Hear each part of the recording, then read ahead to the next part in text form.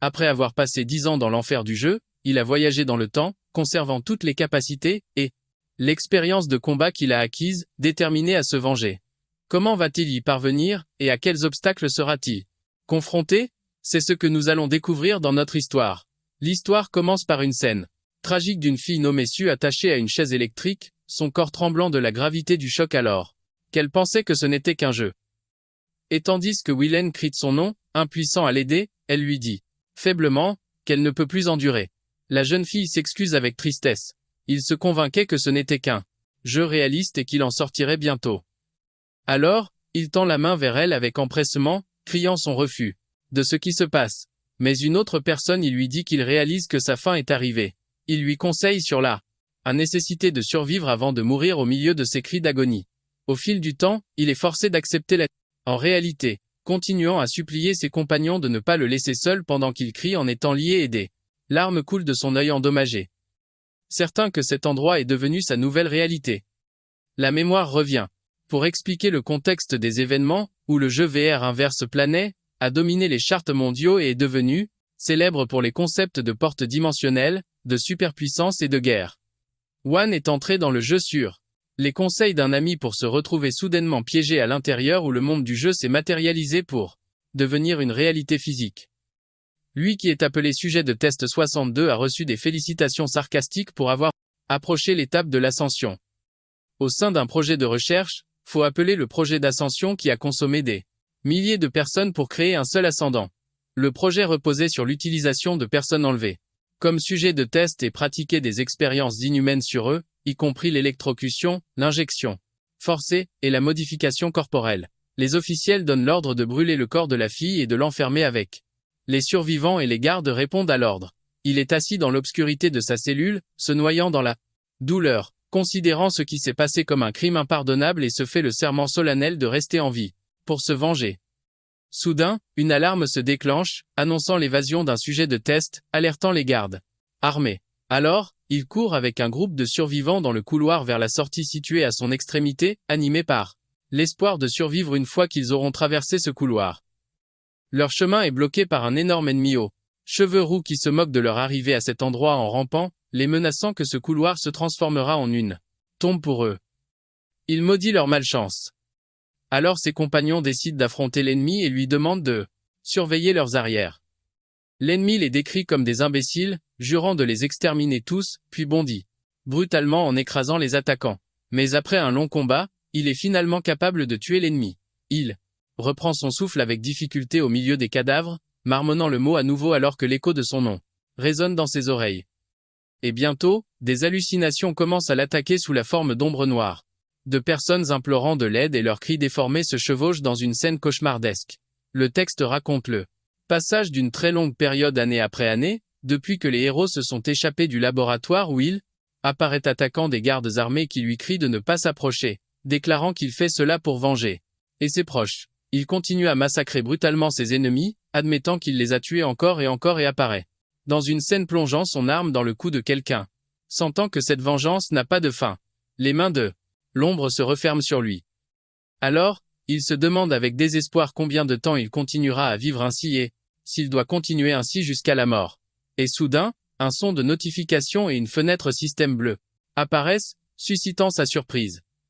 La fenêtre affiche une mission spéciale intitulée « Corriger l'erreur » exigeant l'élimination du superviseur du projet d'ascension en échange du retour dans son monde d'origine. Alors, il ressent de l'espoir, car la chance est enfin venue de sortir. La scène se déplace dans une pièce luxueuse remplie de cadavres où un homme en costume formel rentre demandant la raison, et dénonce l'attaque contre lui à un moment où il ne restait plus qu'à profiter de la gloire. Le superviseur qui a été identifié comme le responsable du projet, hurle mais Kim Eung-jun sujet de test 81 litres attrape par son col. Alors il demande au superviseur pourquoi il agit ainsi. Le superviseur hurle demandant à Kim de se taire et de ne pas parler à ceux de son statut, puis appelle Wen par son nom où il est identifié comme le sujet de test numéro 62 et surnommé le surhumain. Le superviseur le félicite, le décrivant comme le succès ultime du projet et qu'il a surpassé les limites humaines. Il offre de lui accorder n'importe quel souhait qu'il veut parce qu'il est à un niveau différent des autres, mais il l'interrompt avec un refus catégorique. Le superviseur terrifié essaie de le dissuader, le traitant d'imbécile et avertissant que Le tuer ne mettra pas fin à l'affaire, menaçant que l'alliance des entreprises détruira sa famille, ses amis et ses collègues. Cyril est blessé. Il porte un coup fatal au superviseur qui gémit de douleur. Kim le décrit comme un diable, et se plaint que le sang recouvre l'endroit. Il se tient froidement tandis que Kim lui crie dessus, disant qu'il les a tués avant qu'il ne puisse demander en regardant un écran devant lui. Un message d'achèvement de mission apparaît, et la récompense est prête à retourner dans le monde d'origine. Alors, il se réjouit de sa liberté et alors qu'il est sur le point d'appuyer sur le bouton accepter, des voix l'arrêtent en lui demandant où il va et les voix lui rappellent les autres qu'il a laissés derrière lui et s'il les a oubliés, exigeant qu'il se venge et qu'il les tue. Tous. Il ressent un épuisement extrême, se demandant si ce qu'il a fait était suffisant et malgré son hésitation, décide de saisir ce qui pourrait être sa première et dernière chance de partir. Il dit à son compagnon qu'il retourne dans son monde d'origine maintenant, ce qui déroute le compagnon qui pense qu'il délire, confirmant qu'il était ici depuis le début. Il se décide et appuie sur l'option d'approbation, demandant à son compagnon d'informer les autres et s'excusant auprès de lui avant son départ. Il se réveille terrifié dans son lit et réalise immédiatement qu'il est dans sa chambre privée. Il inspecte son corps incrédule de son retour, s'interrogeant sur le temps écoulé. Il saisit son téléphone pour trouver la date 19 mai 2041, et l'heure est 5 heures du matin, découvrant qu'il est revenu au même jour où il a été attiré dans le jeu, se demandant si le temps n'y est jamais passé du tout. Il se tient devant le miroir, pour constater que toutes ses cicatrices et ses muscles ont disparu comme si ce qu'il avait vécu n'était qu'un rêve. Les souvenirs de ses combats dans l'autre monde, l'attaque et les supplications de la jeune fille qui implorait de survivre et les menaces de l'ennemi de détruire sa famille et ses amis. Alors il devient certain que l'affaire n'était pas un rêve. Il se confirme que les 10 ans qu'il y a passés étaient réels en raison de l'intensité de leur clarté. Puis la sonnerie du téléphone coupe son processus de pensée. Il voit le nom de Jomnan à l'écran, sans que le nom est familier. Dès qu'il répond, l'appelant le gronde de ne pas avoir appelé et lui rappelle leur promesse. Et lorsqu'il s'enquiert de la promesse, elle lui parle de la nécessité de se rencontrer ce soir et lui envoie les coordonnées avant de raccrocher. Il tient le téléphone, réalisant qu'il se souvient bien de cette voix car elle est sa camarade de classe proche, et la personne qui lui a présenté le jeu Inverse Planet. Alors, il soupçonne. Pendant un moment qu'elle a arrangé l'affaire et les cartes en se basant sur sa mémoire, il décide de la rencontrer. En premier et quand il arrive, Nayon l'accueille chaleureusement en notant sa longue absence, et elle lui demande si c'est la première fois qu'il sort depuis la fin du semestre et lui offre un verre mais il refuse. Se justifiant qu'il craint ce qu'il pourrait faire s'il buvait dans son état actuel, elle lui demande tout en faisant griller de la nourriture s'il a essayé le jeu comme il l'a dit précédemment. Alors il répond qu'il a conçu un personnage et regardé l'intro seulement avant d'être attiré à l'intérieur, ce qui suscite sa surprise. Elle rit sarcastiquement que de cette façon il n'a pas joué du tout. La colère bout à l'intérieur de lui se souvenant des 10 années d'enfer qu'il a vécu à cause de sa recommandation, et il serre fermement son poing, alors qu'elle lui rappelle qu'il a promis d'apparaître régulièrement dans son live stream pointant du doigt son physique qui aurait fait sensation sur sa chaîne. Il réalise alors qu'elle a insisté pour qu'il joue uniquement pour le bien de sa chaîne en tant que streamer. Eh bien, qu'il doute qu'il lui ait vraiment promis cela, il sent que cette réunion a fait que son retour à la réalité ressemble à une vérité tangible. Il s'assoit devant son ordinateur à la recherche du développeur du jeu, constatant que la société s'appelle Planet Earth et est basée dans la Silicon Valley aux États-Unis. Il réalise avec tristesse qu'aller au siège social ne changera rien, car s'il leur raconte sa chute dans un autre monde, cause de leur jeu, ils l'accuseront sans doute de folie. Il hésite à contacter le jeu craignant des dangers inconnus, des résultats inattendus et soupire devant son écran, se demandant l'intérêt de ce qu'il fait au lieu de se réjouir d'avoir survécu à cet enfer. Il décide de s'en contenter et d'oublier l'autre monde, se confirmant que c'est son monde d'origine et réel. Quelqu'un lui tape sur l'épaule en plaisant alors qu'il essayait après son retour de s'engager dans le semblant d'une vie scolaire normale.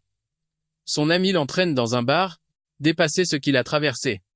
Mais des doutes le rongent sur la réalité de son retour tandis qu'un des fantômes de son passé l'embrasse. Et le fantôme demande si c'est vraiment la réalité. Alors, il se retourne rapidement derrière lui pour voir qui a parlé dans ses pensées. Au fil du temps, les choses commencent à dévier de leur cours normal de manière inquiétante, où des hallucinations le chassent avec des voix exigeant une vengeance cruelle et lui rappelant qu'il n'a pas sa place dans cet endroit calme. Soudain, il frappe violemment la table au milieu du hall, suscitant la panique de ceux qui l'entourent et leur étonnement devant son comportement injustifié. Willen se tient dans le couloir haletant, lourdement quand un de ses collègues l'appelle par son nom et lui saisit l'épaule en s'enquérant de son état avec inquiétude, mais il le voit à ce moment comme un ennemi l'attaquant. Il imagine comme s'il tirait un poignard et attaque son ami avec, prêt à poignarder et à se défendre, mais s'arrête lorsque le collègue lui demande avec terreur ce qu'il fait. Alors, il s'excuse en justifiant qu'il a été surpris. Son collègue lui dit que les gens parlent de son comportement étrange ces derniers temps avec prudence.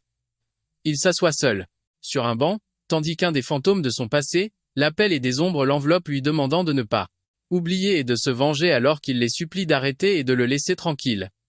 Néon crie son nom pour le réveiller de ses jours et de ses cauchemars, et lui demande anxieusement la raison de son visage pâle et de sa distraction constante. Il sourit en feignant le calme et lui dit qu'il va bien et qu'il n'y a pas lieu de s'inquiéter. Alors, elle lui offre son aide comme une grande sœur. Si quelque chose arrive, et il accepte cela d'elle. Elle décide de partir et alors qu'elle l'encourage, il réalise au fond de lui que c'est lui qui a amené ces fantômes avec lui dans ce monde. Il devient certain que l'affaire ne se terminera pas tant que ses esprits ne seront pas satisfaits et que si la situation continue ainsi, ce monde ne différera pas de l'autre enfer dont il s'est échappé. Il décide de revenir pour mettre fin à l'affaire principalement cette fois et entre dans la capsule. Déterminé à mettre fin à tout de manière décisive, il se connecte au jeu pour que le message de bienvenue sur la planète inverse apparaisse et se retrouve dans un endroit familier. Il réalise avec étonnement qu'il est retourné dans la salle d'attente du laboratoire et qu'il est entré à nouveau dans le monde du jeu. Il se demande avec confusion pourquoi il n'a pas pu retourner dans ce monde infernal malgré sa ferme détermination à le faire, pensant à la possibilité d'une autre condition qu'il n'a pas remplie. Une fenêtre apparaît demandant de confirmer l'apparence du personnage. Il décide donc de procéder à l'étape du tutoriel du jeu pour le moment, pensant que cela pourrait être son moyen de retourner dans l'autre monde une fois terminé.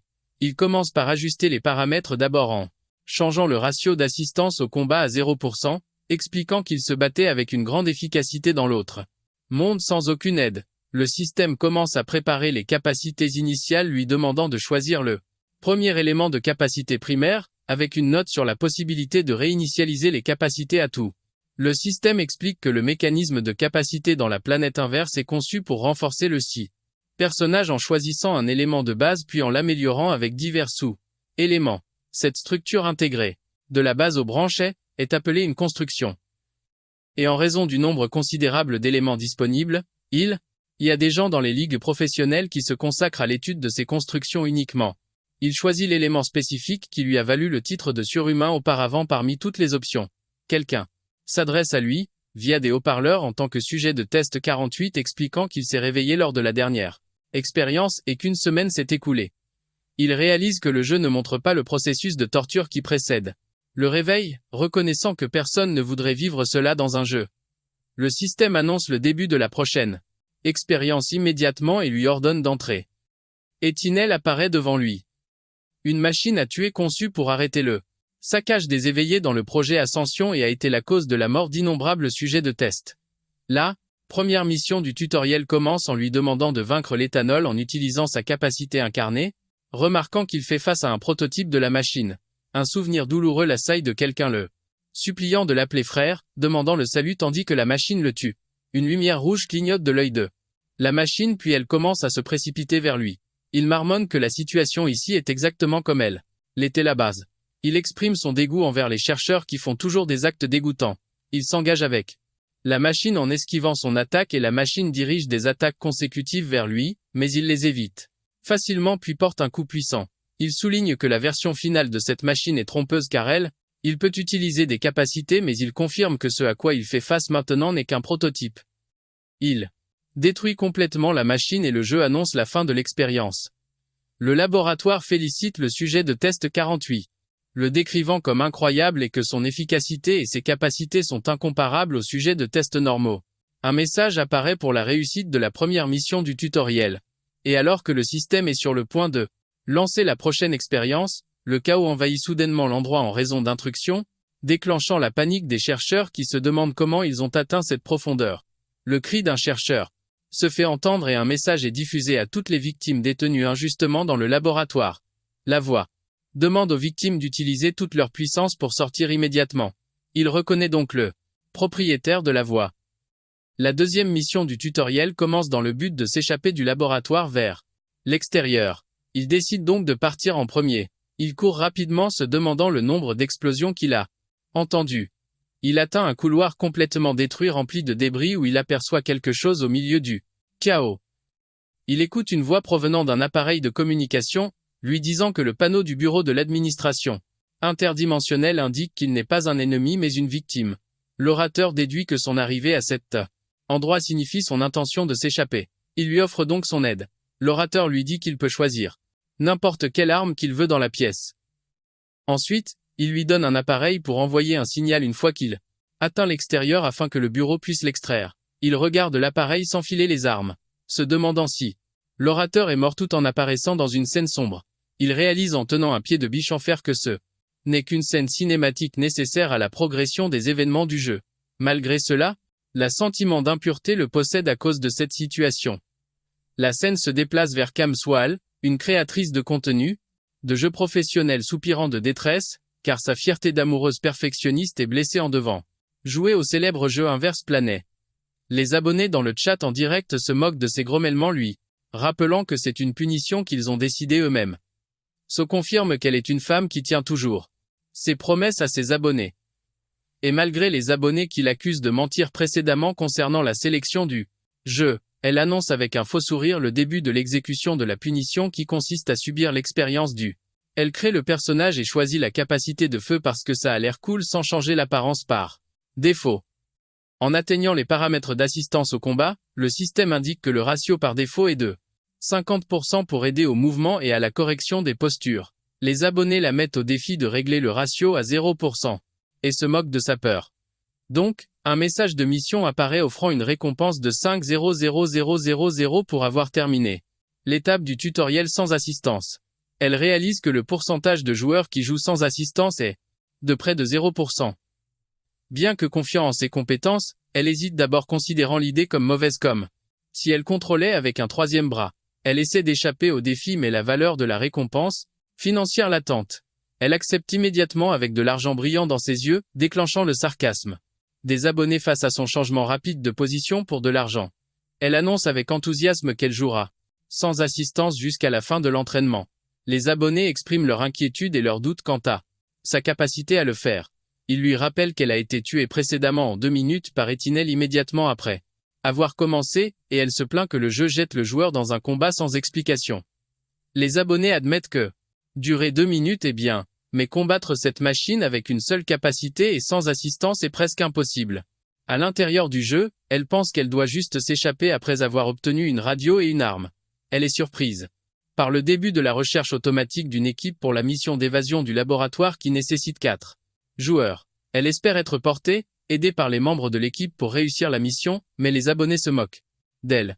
La recherche d'équipe échoue, donc le système commence une recherche élargie.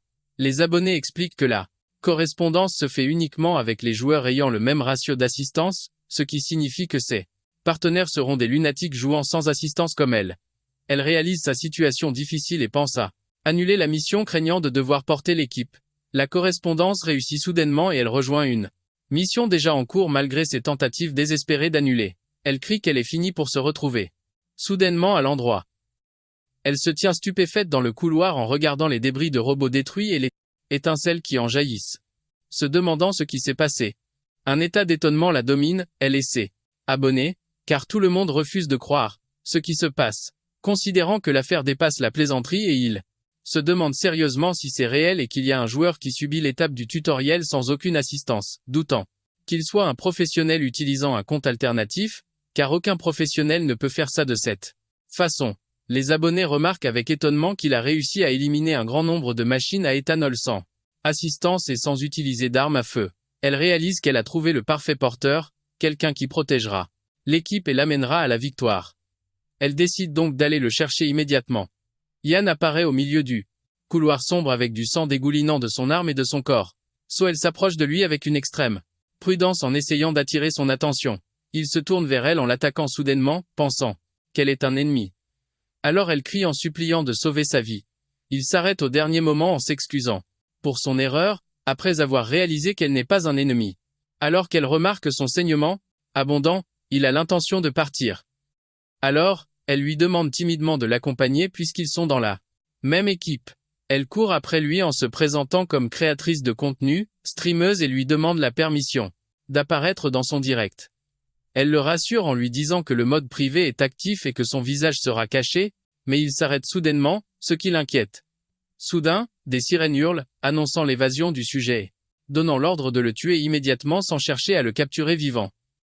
Soit est terrifiée et demande pourquoi la chisse. Difficulté du tutoriel augmente ainsi. Elle le regarde, le considérant comme le chef d'équipe et lui demande s'il va bien. Il apparaît en balançant habilement une chaîne métallique. Il bondit sur les gardes et les hommes armés et les massacre sous les yeux et baies des followers, qui lui donnent le titre de génie de la faucille et de la chaîne. Swell observe la scène depuis sa cachette. Incrédule et les followers sont d'accord avec elle. Se demandant comment une arme comme celle-ci peut être utilisée sans l'aide du système, les followers commencent à analyser sa capacité après avoir remarqué que la couleur de ses yeux devient blanche, devinant qu'il pourrait s'agir du vent ou de la télékinésie. L'un d'eux en déduit que le seul élément de base qui augmente les stats physiques et change la couleur des yeux est l'entité absolue. Les followers se moquent de ce choix car il est considéré comme une capacité nulle qui empêche le joueur d'utiliser d'autres capacités surpris qu'il les choisit. On explique que la capacité et d'entité absolue est l'une des différentes capacités de base du jeu, car elle augmente énormément les stats physiques et la résistance aux compétences. Mais son inconvénient est d'empêcher le joueur d'utiliser lui-même des capacités. La communauté du jeu confirme que cette capacité doit être évitée à tout prix et conseille de quitter l'équipe qui inclut un joueur la possédant. Soit les surprises qu'il ait choisi une capacité qui empêche les aux capacités dans un jeu qui repose sur elle, tandis que les followers se demandent s'il est possible de se battre sans elle, soulignant que les yeux blancs confirment qu'ils l'utilisent. Certains suggèrent que l'amélioration physique pourrait être utile dans un combat sans assistance technique, mais ils se demandent avec étonnement comment il peut bouger avec cette compétence, alors qu'il est encore au niveau 1. Yen continue de déchiqueter ses ennemis avec la chaîne et la faucille.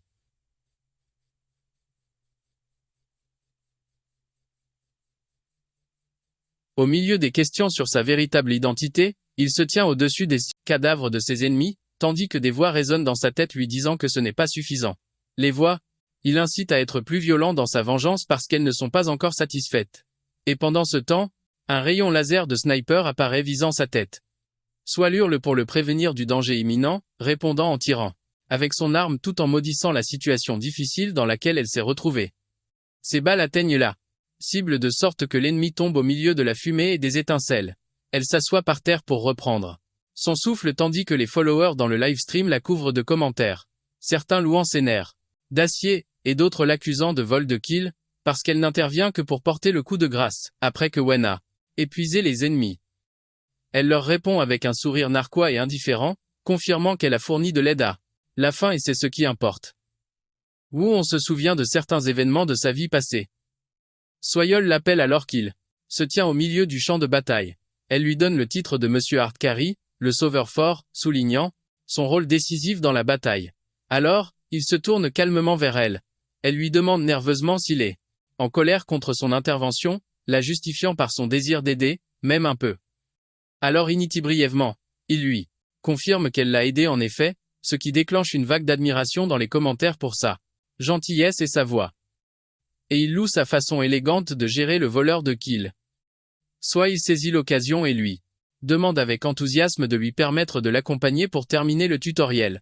Alors, il accepte simplement sa demande. Il se présente en disant que son nom est Bawen. Alors, elle se rend compte que Monsieur Hardcarry n'était qu'un surnom qu'elle lui avait donné et se demande si c'est son vrai nom car il n'a pas été censuré. Elle lui demande curieusement s'il a choisi la capacité d'entité absolue comme capacité de base.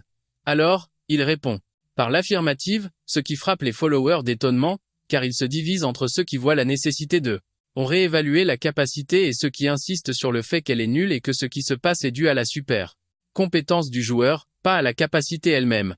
Elle lui demande avec fascination comment il a esquivé les balles sans utiliser de capacité, et à quel jeu il jouait avant. Alors, il répond brièvement qu'il ne jouait à rien de particulier. Il s'arrête net, et quand elle lui en demande la raison, il l'informe de la présence de 2 adversaires de type étincelle, à 20 mètres.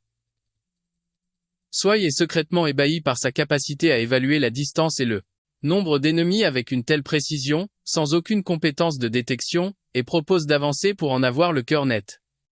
En effet, Il tombe sur les ennemis à l'endroit exact qu'il avait indiqué. Elle reste alors pantoise devant la précision de ses sens.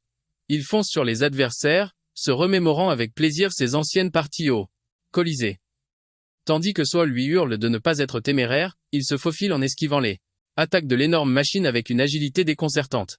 Se rappelant l'époque où il était complètement plongé dans les jeux, il porte un coup dévastateur à l'ennemi, révélant en pensée qu'il était un joueur classé, un fois ranké fois dans ce jeu.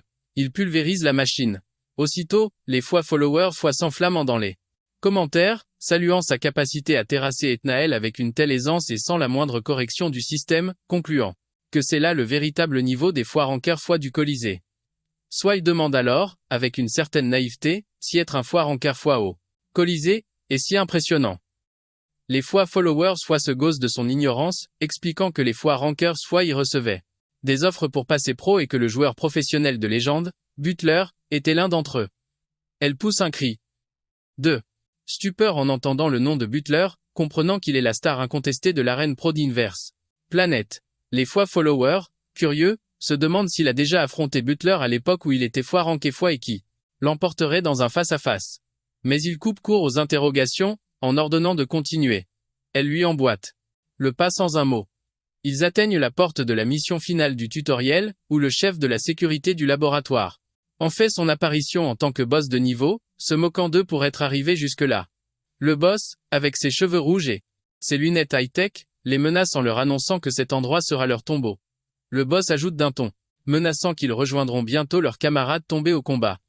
Il réalise alors froidement que tout ce qu'il a affronté jusqu'à présent n'était qu'une partie du tutoriel. Son regard se durcit et ses yeux s'embrasent. Soudainement, tandis que des ombres hallucinatoires réapparaissent autour de lui, lui murmurant des phrases comme « Retrouve-toi » et vite, l'exhortant à éliminer le boss sur le champ, car sa vengeance n'est pas encore assouvie. Le boss leur hurle de ne même pas songer à sortir d'ici vivant, ignorant tout de l'enfer qui l'attend.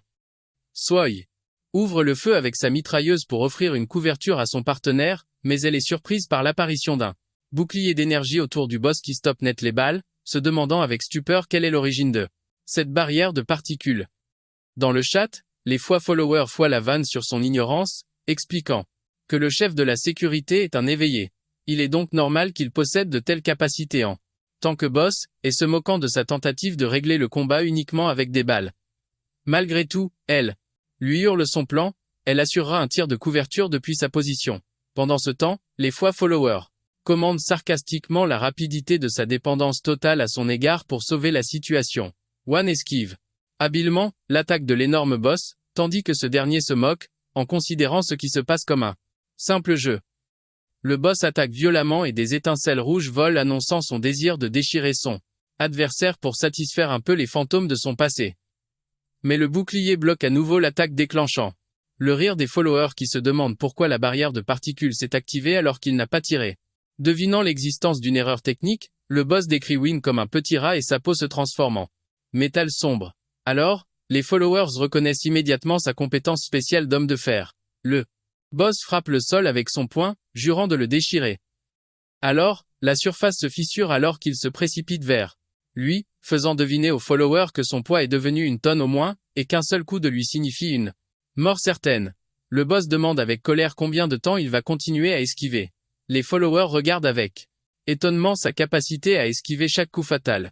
Yen dirige un coup de poing puissant au visage du boss. Alors les followers admettent leur incapacité à esquiver ses attaques, même avec des corrections du système et se moquent de l'idée de fournir une couverture de tir pour un joueur de ce niveau. Le boss gémit de douleur et lui ordonne de ne pas désactiver sa compétence d'homme de fer. Des voix fantômes résonnent autour de lui, lui disant que le boss ne peut pas mourir facilement, et l'incite à le déchirer plus brutalement en vengeance de ce qui leur est arrivé. Le boss est terrifié de voir l'immense pouvoir du sujet de test devant lui tandis que Willen se tient froidement. Il porte le coup de grâce en marmonnant que le mérite lui revient. Un message système apparaît annonçant la défaite du chef de la chèvre. Sécurité du laboratoire. Swile se tient stupéfaite, incrédule de ce qu'elle a vu, tandis que le chat explose de louanges, décrivant la performance comme folle, rappelant à tout le monde que ce combat a eu lieu sans aucune correction. Et notant qu'il semble habitué à combattre des humains.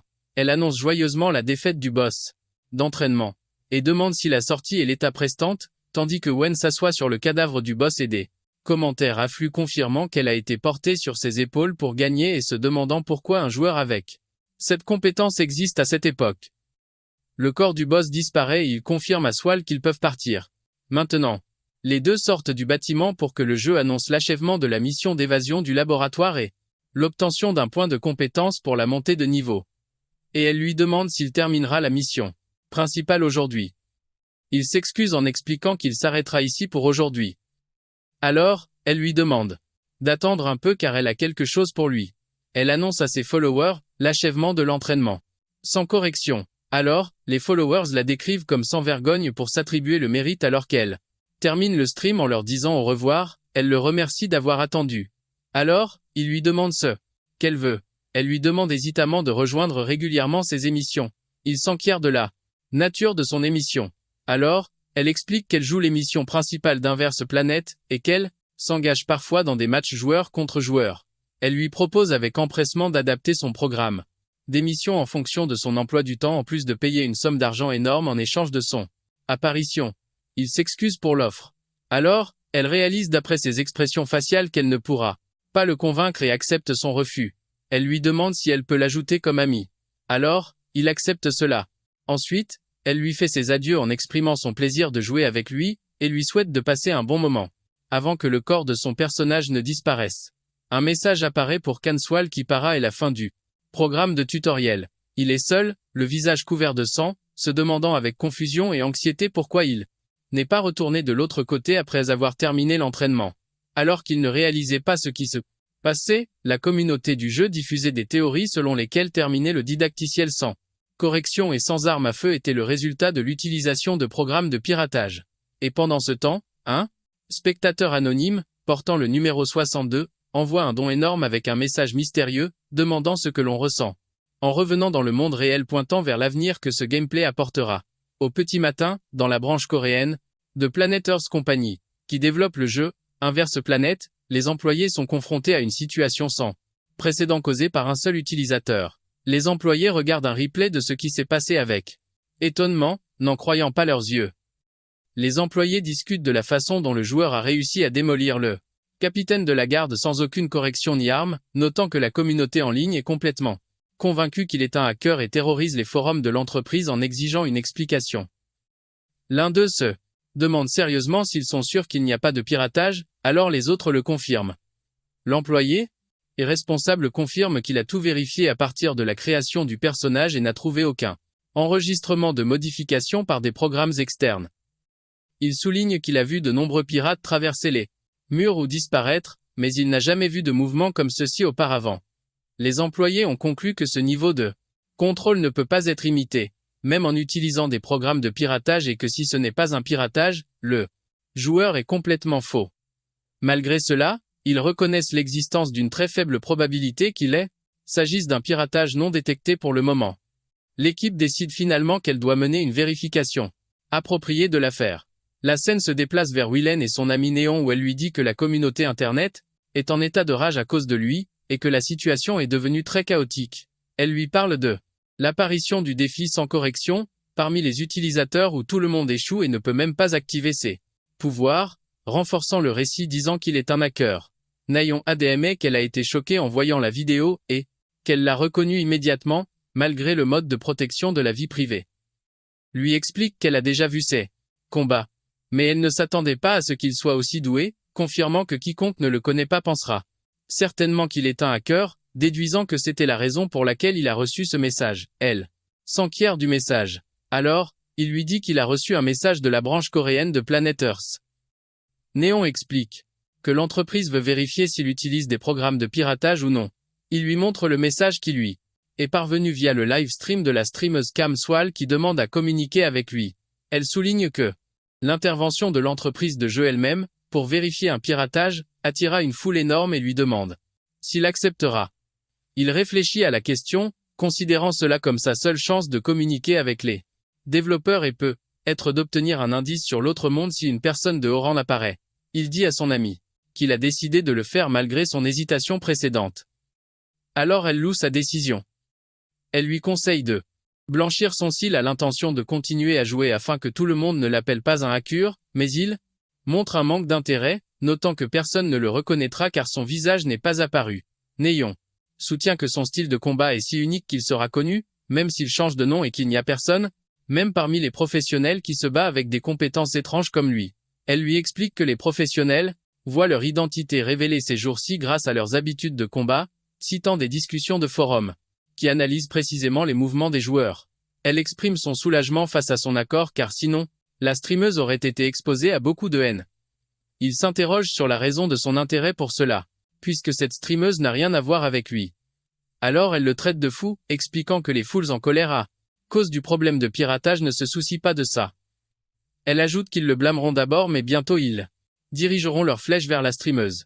Il comprend la situation et marmonne avec résignation que dans ce cas il devra accepter. So elle reçoit un message de lui annonçant son accord. Alors elle saute de joie en y croyant. Elle espère que cette agitation entraînera une augmentation massive du nombre de spectateurs et un graphique apparaît montrant une augmentation attendue. Elle a hâte de voir une scène historique qui ne s'est jamais produite auparavant dans le jeu Inverse Planet. Elle annonce un live stream pour clarifier la vérité de la controverse soulevée au sujet de son utilisation de programmes de triche. Après 4 jours, Willan se tient à l'intérieur du jeu, portant une nouvelle tenue en préparation de la diffusion. Soyol l'accueille chaleureusement lors de leur rencontre. Il remarque en lui-même qu'elle ne le soupçonne pas, bien qu'elle ait vu ses mouvements de près. Elle admet que les preuves fournies par les gens sont faibles. Elle ajoute qu'elle ne le soupçonnait pas à cause de son regard de tueur fou qui éloignait l'idée de tricherie de son esprit, le justifiant comme une simple intuition, ce qu'il accepte silencieusement. Elle lui dit de commencer la diffusion s'il est prêt, alors il accepte. Elle ouvre la diffusion, en accueillant le large public qui a attendu longtemps pendant que des commentaires contradictoires, déferlant entre les demandes d'éclaircissement, les accusations de triche, et les sarcasmes. Elle était abasourdie par le nombre de spectateurs atteignant 10 000 dès le lancement et présenta de nouveaux sons. Et Wen se présenta. Et les commentaires s'embrasèrent d'attaques et de moqueries à son encontre, la forçant à menacer de tout arrêter. Le chat bafouait toute courtoisie. Elle lui demanda son avis sur la polémique, avant le début de la vérification proprement dite. Il répondit froidement qu'il trouvait la question ridicule, ce qui provoqua les commentateurs qui se gaussèrent de son arrogance. Un abonné demanda comment il comptait clarifier la situation. Elle répondit alors qu'ils avaient convié un invité d'exception pour la vérification. Un homme, en costume officiel apparut dans l'arène de la réunion. L'homme se présenta comme étant Park Kyomien, chef de la première équipe opérationnelle de la filiale coréenne de la société Planet Earth, arborant le titre GEM au-dessus de sa tête. Ce qui suscita la stupeur des abonnés et confirma la gravité de la situation. Wen comprit que cette personne était un haut responsable qui pourrait en savoir plus sur l'autre monde et décida de l'interroger. Après la fin de la vérification, l'officiel remercia Soy et lui pour leur participation. Le responsable nota discrètement qu'il avait une apparence tout à fait banale. L'officiel leur demanda de se rendre vers la zone de test. Ils arrivèrent dans une salle d'entraînement personnel de pointe qu'ils n'avaient jamais vue dans l'autre monde auparavant. L'officiel expliqua que la vérification consisterait à superviser plusieurs combats pour s'assurer qu'il n'y avait aucune assistance extérieure. Il accepta les conditions. Il se prépara à combattre. Un énorme robot d'entraînement fit son apparition, et les abonnés le reconnurent comme une version intermédiaire d'Atnel, se demandant s'il était capable de le vaincre avec ses capacités actuelles. Le type de combat choisi était un duel à mort contre le robot de classe moyenne et Soy parut inquiète tandis qu'il lui demandait de lui faire confiance. Il se mit à rire, en se moquant de cette situation où il devait se battre jusqu'à la mort. L'officiel fut surpris lorsqu'il vit qu'il avait disparu de sa position. Il s'était rué sur le robot et avait commencé à le mettre en pièces alors que l'officiel tentait de lui énoncer les règles d'engagement. Les abonnés se demandaient dans le chat avec stupéfaction s'il était réellement en train de démolir l'Atnel moyen à main nue, soulignant que ce robot est réputé pour sa robustesse même face à des marteaux, pendant que d'autres exprimaient leur effroi et leur pitié pour le robot face à cette scène d'une violence inouïe. Il apparut, arrachant brutalement la tête du robot, alors qu'un message du système s'affichait, confirmant qu'aucune interférence de programme externe n'avait été détectée, tandis que l'officiel marmonnait que ce type était complètement fou. L'officiel se confirma à lui-même que ce qu'il voyait ne pouvait en aucun cas être du piratage. Il frappa du pied le sol et annonça la fin du test. L'officiel Park annonça qu'il n'avait détecté aucune utilisation de programmes externes lors du combat précédent, mais souligna que la fenêtre de vérification avait été trop courte pour un jugement définitif. Park lui demanda de se battre selon une méthode spécifique il lui dicte.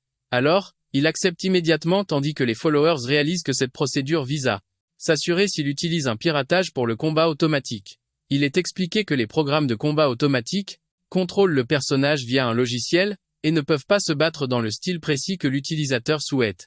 Ainsi, déterminer la méthode gagnante à l'avance et s'y tenir prouve l'absence de piratage. Le fonctionnaire en remercie et lui demande cette fois de couper les têtes de 3 robots d'entraînement de niveau moyen, utilisant exclusivement la Shincycle afin qu'il montre sa compréhension de la mission.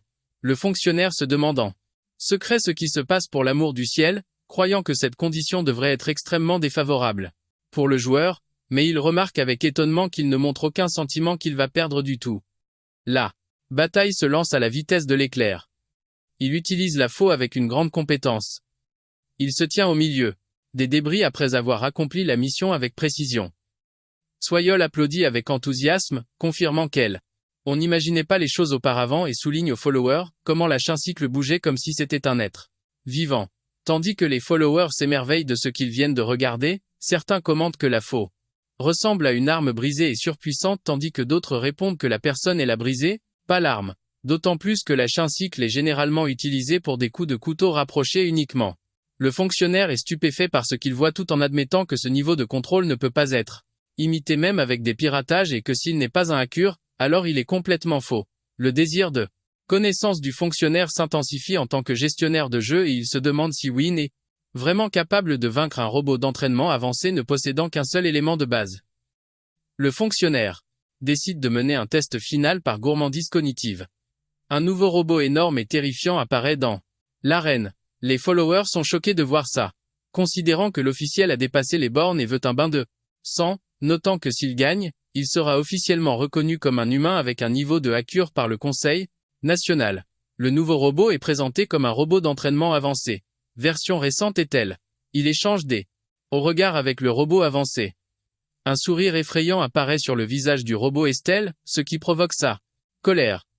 L'affrontement violent commence. Le robot dirigeant un coup puissant qu'il esquive avec difficulté.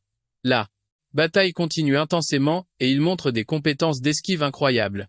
Il réalise que cet adversaire est d'un niveau complètement différent du niveau moyen, et qu'encaisser un coup serait fatal. Maintenant, il remarque que la robustesse physique du robot se situe dans une gamme complètement différente, et que ses attaques ne l'affectent pas du tout. Il décide de continuer à frapper jusqu'à ce qu'une de ses attaques réussisse. Les followers s'expriment leur peur et leur fascination simultanément, notant qu'un seul coup suffit à le tuer. Mais il refuse de se faire toucher, qualifiant cela de folie. L'officier admet qu'il ne pensait pas qu'il était capable d'affronter un robot avancé en face, à face avec un simple élément de base, soulignant qu'il avait l'air d'un loser au début, mais il remarque maintenant qu'il a commencé à submerger le robot lentement depuis quelques instants. Après avoir fracassé le robot avec un coup écrasant, l'officiel administratif n'a vu aucun intérêt à continuer à regarder plus loin. Et avec l'achèvement de la collecte des données nécessaires à la vérification, le robot d'entraînement a été retiré de l'arène, ce qu'il a réalisé immédiatement. Soyol a posé une question à l'officiel au sujet des résultats de la vérification pour qu'il confirme à son tour et de manière décisive l'absence de toute intervention de programme externe, expliquant avec une phrase simple que ce qui s'est passé n'est pas du piratage électronique, ce qui a déclenché la folie de la communauté du jeu qui se demandait comment cela pouvait ne pas être du piratage, tandis que d'autres ont confirmé que les accusations étaient essentiellement nulles, après la déclaration officielle de l'administration, et le post l'accusant de tricherie a été supprimé. So s'est adressé à ses followers d'un ton victorieux, leur rappelant qu'elle leur avait dit qu'il n'y avait pas de tricherie et s'est moqué des sceptiques qui ne peuvent plus réfuter la déclaration officielle. Étant que les trolls se retiraient, certains ont remarqué son enthousiasme excessif et lui ont donné le surnom de monstre de la forme physique qui ressemble à un 1 en raison d'une force excessive. Un terme qui a suscité son admiration. Au milieu de diverses classifications de chats, soit l'a souligné à tout le monde de à souvenir clairement qu'il ne triche pas mais possède des capacités physiques qui le font ressembler à ça. Puis a demandé un commentaire final à ses invités, où il a décrit l'expérience comme amusante, tandis que l'officiel l'a remercié pour son travail acharné. So a terminé la diffusion, en disant au revoir à ses followers, qui ont dépassé les 1,00000 qui se sont divisés entre ceux qui étaient étonnés de le voir penser à farmer des ressources à ce stade et ceux qui Il regrettait la fin de la diffusion qui ne visait qu'à blanchir son nom, décrivant l'épisode comme légendaire après la fin. Et de la diffusion. Soit la remercier et l'officiel d'avoir accepté de comparaître et la distinguer avec des remerciements supplémentaires. Alors il a répondu avec une simple révérence, expliquant que l'affaire ne valait pas la peine d'être mentionnée. L'officiel a sourd en se moquant de sa description de l'affaire comme simple et avait l'intention de partir. Mais il l'a arrêté soudainement où il s'est tourné vers lui en lui disant qu'il y a quelque chose qu'il souhaite lui demander. Alors, l'officiel s'est montré disposé à répondre. Il lui a demandé directement s'il avait rencontré un type d'erreur technique, un bug dans le jeu, en particulier les cas qui pourraient empêcher le joueur de sortir ou de s'échapper à cause d'un glitch. L'officiel a n'y avoir entendu quoi que ce soit de tel, impliquant que si une erreur fatale comme celle-ci existait, le jeu ne serait pas devenu mondial.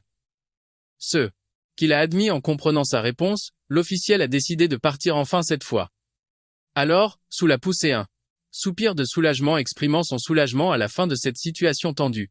Elle s'est tournée vers Rouen, saluant sa performance et l'assurant qu'elle ferait les comptes du stream avant de le recontacter. Et bien que il ait précisé ne pas courir après l'argent, il a tout de même accepté qu'elle le rappelle. Au fond d'elle, elle sentait que le laisser filer ainsi serait gâcher une opportunité en or de créer du contenu exceptionnel qui s'offrait à elle. Pourtant, elle a hésité à lui proposer de relancer le direct, se ravisant en se souvenant qu'elle n'avait eu l'autorisation de l'inviter que dans le but de redorer son propre blason. Alors, elle s'est contentée de lui dire au revoir, en promettant de le recontacter. Wen, resté seul, était rongé par la déception car il n'avait obtenu aucune des informations qu'il convoitait sur l'autre monde. C'est alors qu'un message de Zonion est apparu, lui ordonnant de la rejoindre immédiatement dans la salle de préparation au combat, dès qu'elle a appris que la diffusion était terminée. Elle l'a accueilli avec une énergie débordante, curieuse de son expérience durant le direct, lui rapportant que la réaction de la communauté était absolument explosive, complètement folle.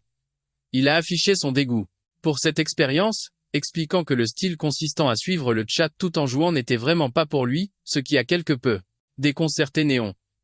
Elle a aussitôt proposé une alternative, faire comme s'il jouait en solo, en ignorant totalement le chat, et s'est même offerte pour ajuster tous les paramètres afin qu'il tente le coup une dernière fois.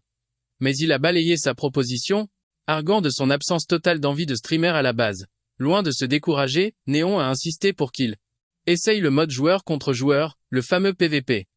Pour information, le système PVP repose sur des batailles entre joueurs et représente l'un des deux piliers du contenu d'Inverse Planet, aux côtés du mode joueur contre l'environnement, le PVE. Il a alors compris que c'était la raison de sa convocation. Elle l'a confirmé, lui reprochant de vouloir abandonner sans même avoir testé ce système. Il a tenté de se défiler, justifiant qu'il ne prévoyait plus de jouer pendant un certain temps, sentant que le jeu n'était pas fait pour lui, surtout avec la faible probabilité de pouvoir un jour retourner dans l'autre monde. Mais Néon l'a coupé net, affirmant que le PVP, le véritable cœur du jeu et qu'il ne pouvait pas juger en se basant uniquement sur le tutoriel. Ces mots ont résonné en lui, lui faisant réaliser que le mode histoire PVE n'était qu'une réplique exacte du monde dans lequel il avait vécu, tandis que le PVP était rempli d'éléments qu'il n'avait jamais vus et qu'il pourrait y trouver quelque chose de nouveau. Il a finalement accepté de tenter l'expérience. Ravi, Néon a commencé à lui détailler les options, en commençant par les duels, une confrontation directe contre un adversaire de niveau équivalent, en solo ou en duo. Ensuite, elle a décrit le mode classé où les joueurs choisissent l'un des 4 modes, contrôle, escorte, capture ou extermination pour s'affronter en équipe de 5 contre 5. Et pour finir, elle lui a présenté le mode survie, où 100 joueurs sont dispersés pour récupérer de l'équipement et se battre jusqu'à ce qu'il ne reste qu'une seule personne ou une seule équipe. Pour ses débuts, Néon lui a suggéré de jouer en mode équipe et a proposé de lui recommander un build de personnage adapté, car le PVP est très exigeant. Mais il l'a interrompu, lui assurant que ce ne serait pas la peine. Il lui a alors expliqué qu'il maîtrisait déjà parfaitement. Il s'agit bien de la configuration qui a fait de lui la légende connue dans l'autre monde sous le titre de Surhumain. Alors que Wanen s'apprêtait à se connecter, Néon l'a informé qu'elle allait enregistrer la partie, le temps qu'il termine ses préparatifs. Il a donc accepté, confirmant qu'il serait opérationnel sur le champ. Le point d'atterrissage fut imposé. La base militaire de la première zone, un secteur réputé pour son butin de premier ordre, mais habituellement pris d'assaut par des joueurs d'élite, ce qui le rend déconseillé aux novices. Néon l'a alors supplié de la laisser enregistrer sa performance en JCJ pour la mettre en ligne sur YouTube. Et bien que manifestement agacé, lui demandant de garder son calme, il y a consenti, s'interrogeant sur les raisons d'un tel enthousiasme. Une fenêtre système s'est affichée, indiquant qu'il restait 60 secondes avant le lancement de la partie et confirmant la sélection de la base militaire. Il a donc validé sa connexion. Néon a fait ses adieux à son partenaire d'un salut militaire, exprimant l'espoir de le revoir en un seul morceau. À peine était-il entré qu'il s'est retrouvé dans un hall au 3e étage et a aperçu son premier adversaire juste en face. Ce dernier semblait inspecter les lieux, se plaignant que l'équipement et les ressources du secteur étaient de piètre qualité. L'adversaire a donc décidé de changer de position, mais il l'a surpris avec une attaque dans le dos. En l'espace d'un instant, le système a annoncé l'élimination du joueur Lucky Desparbaeken, provoquant la stupéfaction de Néon qui ne s'attendait pas à une élimination aussi fulgurante dès le départ, remarquant que son build est complètement différent et s'apparente à de la triche. Les notifications système se sont enchaînées à une vitesse folle, annonçant qu'il éliminait un grand nombre de joueurs les uns à la suite des autres. Néon observait la scène, abasourdi, se demandant mais bon sang comment il faisait ça. On l'a ensuite vu en train d'éliminer un joueur nommé Slim Monster. Il se tenait au-dessus de son adversaire à terre, remarquant qu'il ne sentait plus la présence d'autres joueurs et s'est demandé si celui-ci était le dernier survivant de la zone. Il a analysé la situation, admettant qu'il ne s'attendait pas à tomber sur 4 personnes en même temps à l'atterrissage, et puisqu'il avait fini de récupérer son équipement, il a décidé de quitter les lieux. Soudain, un appel de détresse de Néon retentit sur le canal vocal, elle criait à l'aide, expliquant être totalement encerclée par une multitude d'ennemis. Il a vérifié la carte pour la localiser et a remarqué qu'elle se trouvait dans le bâtiment d'en face, un endroit bien trop loin de sa position. Il lui a dit qu'il était en route et a demandé sa position exacte dans l'immeuble. Elle a alors répondu se trouver sur le toit, au 3e étage. Elle l'a averti que se battre aux étages inférieurs serait de la folie, car les combats semblaient faire rage à tous les niveaux. Il s'est donc contenté d'acquiescer. Il a bondi avec une vitesse fulgurante, si bien qu'un ennemi l'a aperçu, choqué et balbutiant de surprise. L'ennemi s'est demandé avec stupéfaction, qui était cette personne, et quelle était la raison d'une telle célérité tandis que elle a répondu être sur le toit du 3e étage.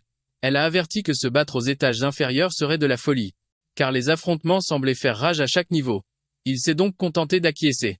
Il a sauté à une vitesse prodigieuse, au point qu'un des ennemis l'a aperçu, choqué et bredouillant de surprise. L'ennemi s'est demandé, stupéfait, quelle était l'identité de cet individu et la raison de sa vitesse prodigieuse.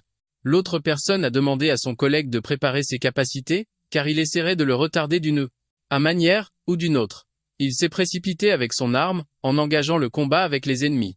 La deuxième personne a crié d'émerveillement après que ait massacré son compagnon, et après cela, une notification de son témoin. Élimination du joueur est apparue. L'adversaire a analysé son style réalisant qu'il est de type physique et s'appuie sur une construction d'agilité. L'adversaire a attaqué férocement en criant meurt, libérant une énergie sombre, destructrice vers lui. One a évité l'attaque en sautant. L'adversaire l'a maudit en le traitant de fou. Alors, il lui a porté un coup de grâce. Il a gardé son calme et sa concentration et a continué à courir vers l'emplacement de Néon et des messages système sont apparus annonçant son élimination de Chesty, Baby Tyrannosaurus et Baim Chikin. Il a annoncé son arrivée devant le bâtiment. Alors Néon s'est émerveillé de la vitesse de son arrivée, et a demandé si elle devait descendre pour l'aider. Mais il lui a ordonné d'attendre à sa place pendant qu'il ouvrait la porte.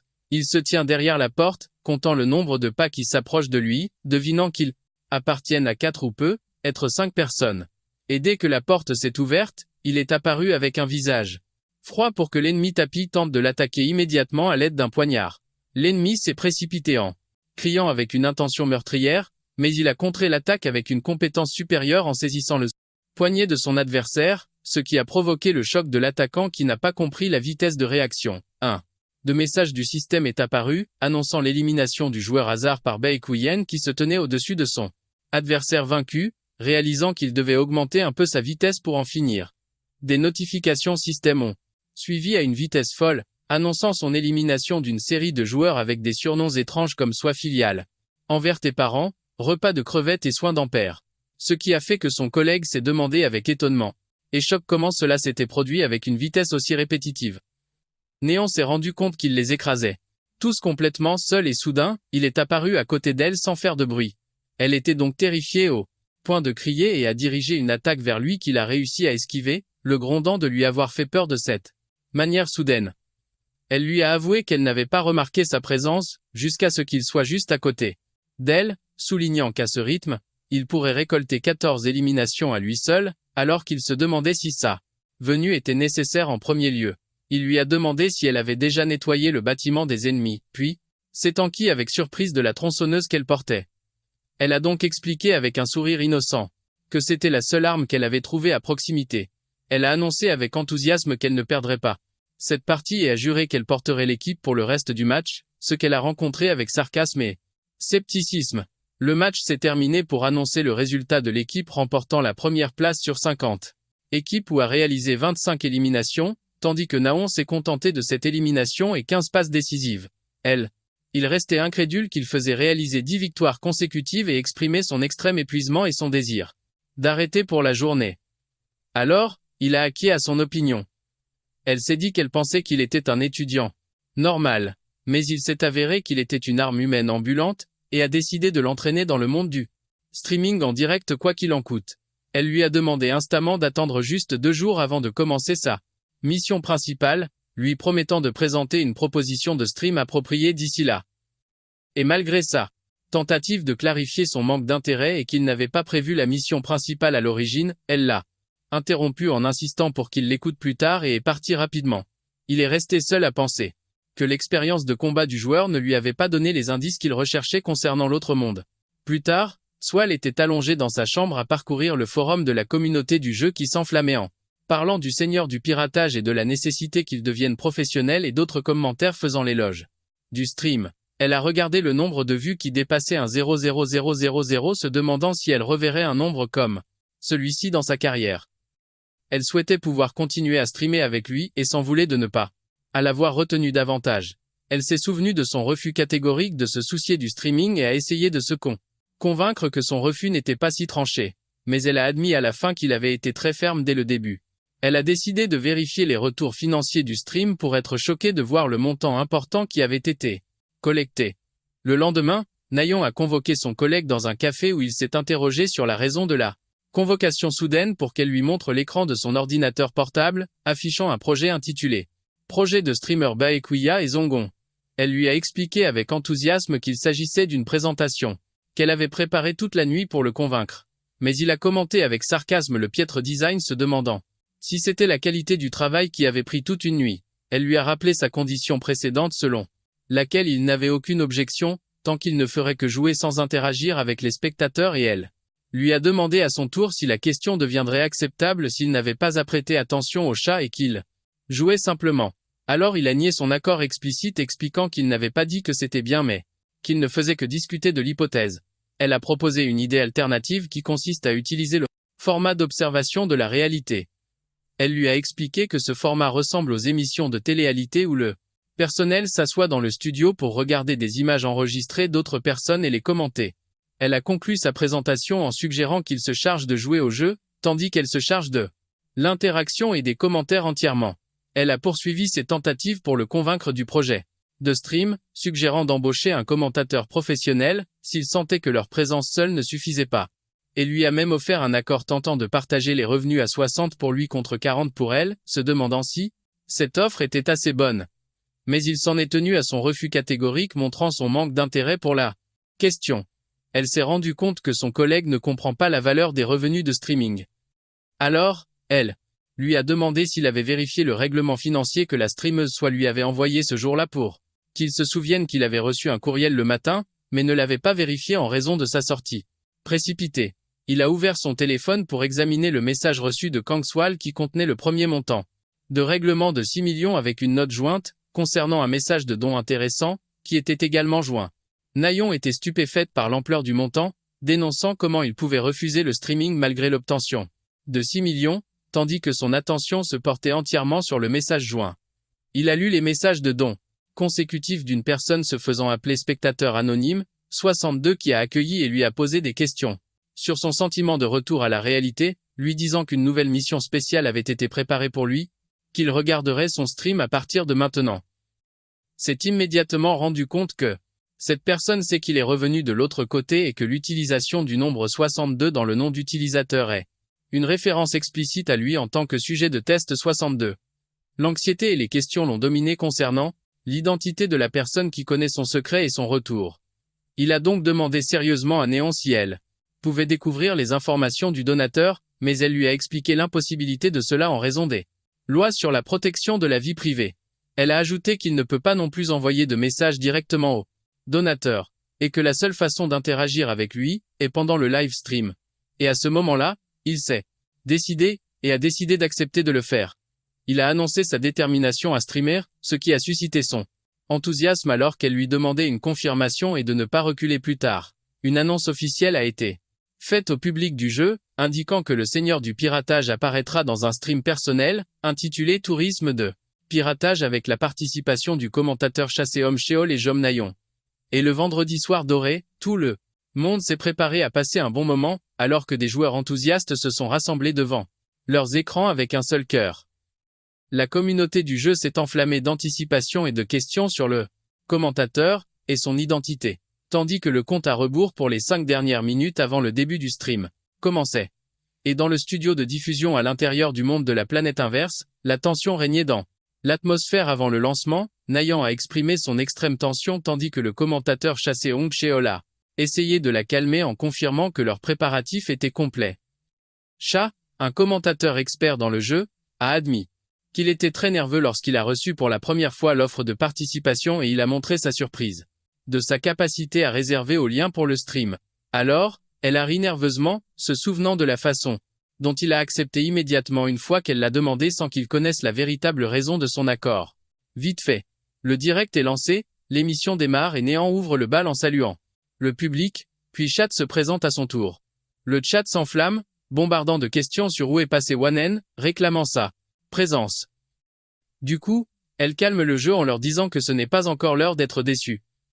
Et là, Wanen apparaît, en plein milieu du jeu, sous les acclamations des followers, prouvant que ce n'était pas juste un titre pour faire du clic.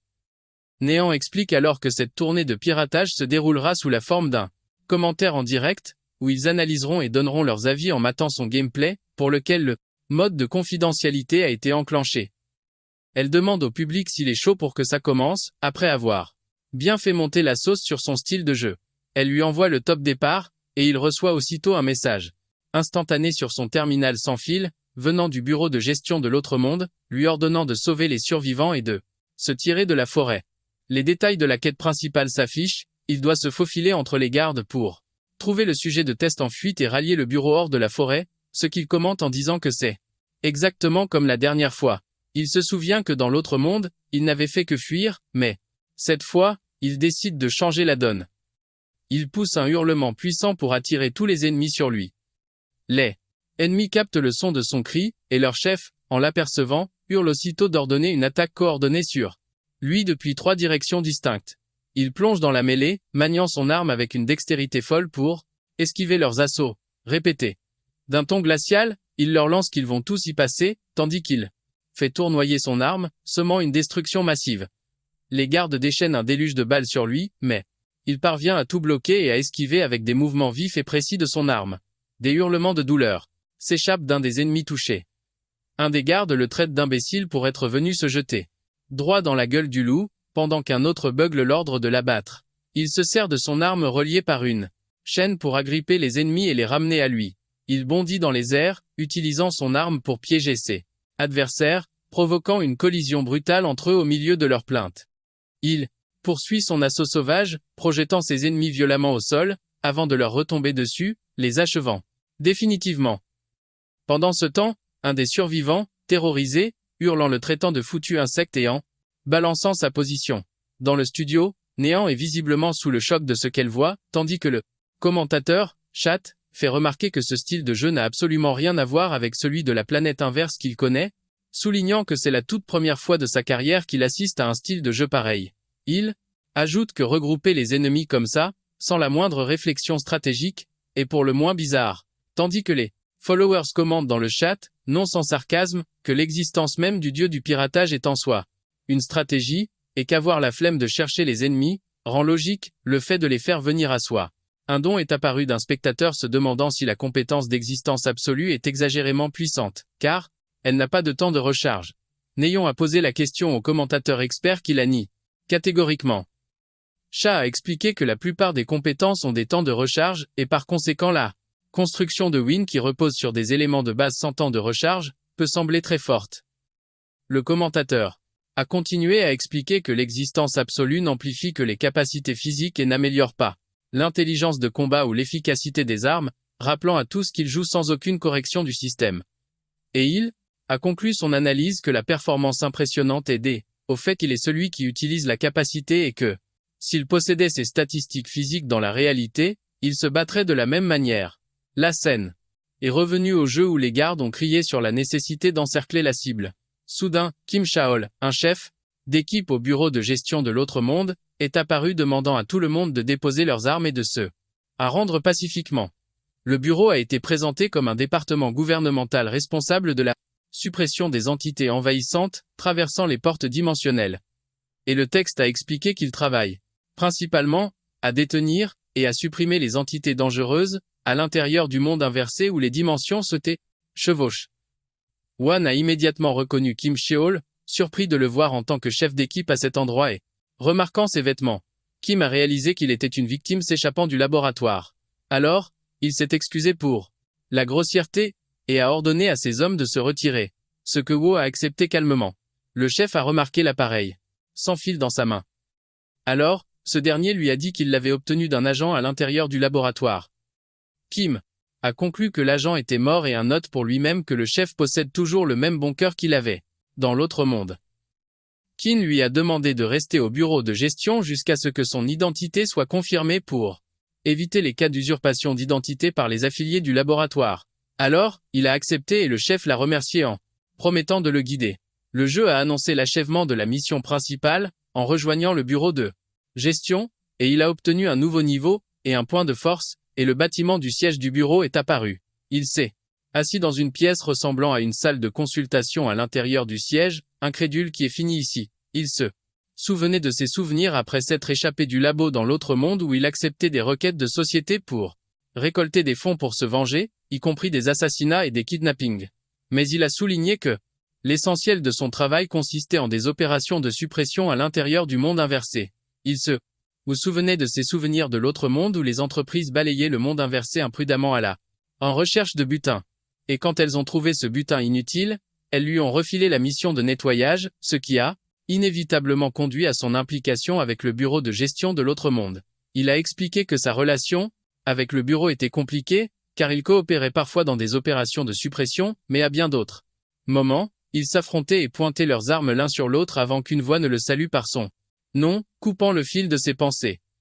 La conférencière s'est présentée comme Liu Jin, un agent de la première équipe du bureau de gestion de l'autre monde, tandis que les abonnés dans le chat interagissaient avec enthousiasme avec son apparence, louant sa beauté qui se classe parmi les meilleures du jeu.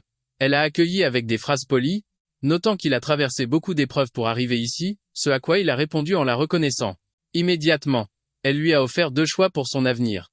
La première est de vivre comme un civil sous la protection du bureau avec une interdiction stricte d'utiliser ses pouvoirs et la seconde est de rejoindre pour devenir un agent au bureau de gestion de l'autre monde.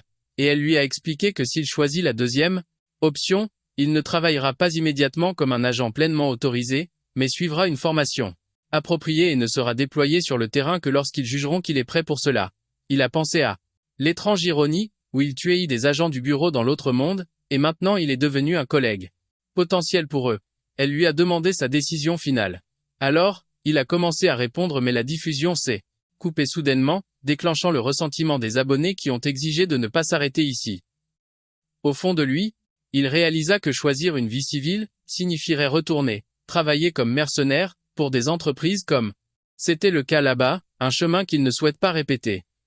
De plus, sa curiosité concernant les affaires internes du bureau était un motif supplémentaire. Il a annoncé sa décision de rejoindre en tant qu'agent. Alors, Eugene a salué sa décision considérant qu'il leur serait d'une grande aide. Elle lui a révélé que les entreprises recrutent récemment des éveillés en continu, ce qui provoque une pénurie de personnel au bureau. Elle lui a chuchoté, en lui conseillant que beaucoup regrettent d'avoir signé avec des entreprises, confirmant qu'elle ne dit pas cela juste parce qu'elle est une agente du bureau. Elle a expliqué que les entreprises sont encore à leur début dans la formation des éveillés, et manquent d'expérience et ne prennent souvent pas la responsabilité des accidents survenant pendant la formation. Tandis que le bureau est considéré comme une organisation de longue date, elle explique la différence entre l'expérience du bureau et les structures d'entreprise. Elle a ajouté, que les salaires des entreprises pourraient être meilleurs, mais travailler avec elles est plus dangereux. Oui, c'est que de nombreux éveillés ont perdu la vie en exécutant des contrats d'entreprise dans l'autre monde, et il se souvient avec amertume que certaines entreprises ne lui ont pas payé ses cotisations à l'origine, ce qui l'a forcé à utiliser des méthodes extrêmes pour les forcer à payer. Il a noté que ces incidents sont ce qui a révélé son identité en tant que semi-éveillé au bureau et l'a mise sous surveillance pendant une période, se demandant s'il avait rencontré le manager Kim à ce moment-là. Hyojin a commencé les procédures d'enregistrement de son dossier en tant qu'éveillé dans le système et lui a remis son téléphone de travail. Il lui a posé des questions sur la prochaine étape. Alors, elle a réitéré la période de formation probatoire et l'évaluation avant la GIS, promotion et l'affectation à une équipe. Elle a exprimé son espoir qu'il rejoigne son équipe, l'équipe 1, si possible ce qu'il souhaitait sincèrement. Il sentait qu'il lui devait encore des remerciements pour avoir mené le raid du laboratoire dans l'autre monde. Lui et ses collègues ont réussi à survivre malgré les affrontements qui se sont produits entre plus tard. Alors, il a décidé de dédier cela à elle et aux victimes.